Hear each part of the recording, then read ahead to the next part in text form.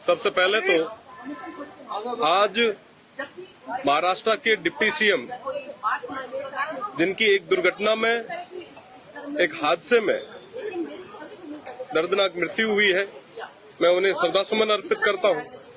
और साथ में कई लोगों के और भी हताहत होने की सूचना मिली है, मैं श्रद्धासुमन अर्पित करता हूं।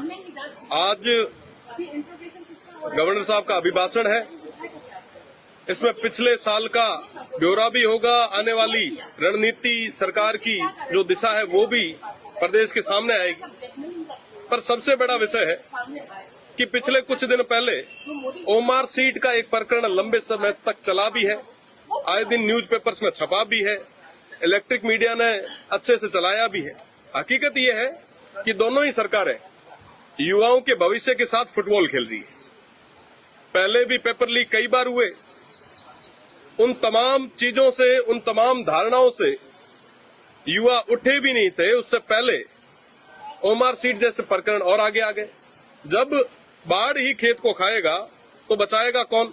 और दोनों ही सरकारें बारी बारी से युवाओं के भविष्य के साथ खिलवाड़ कर रही। मैं वेस्टर्न राजस्थान से आता हूं, रेगिस्तान से आता हूं। वहां कहा जाता है कि घी ढुले तो बनाई ढुले, पानी नहीं ढुले। आज के समय में पूरे प्रदेश में पानी को लेकर हाहाकार मचा है। जेजेएम की मैं अगर बात करूं तो जेजेएम में हम 32वें नंबर पे है, हमारा जो स्टेट है वो 32वें नंबर पे है। और उसमें भी अगर मैं स्टेट की बात करूं तो बाड़मेर सबसे आखिरी में। निश्चित रूप से इन तमाम विषयों पे बात होनी चाहिए।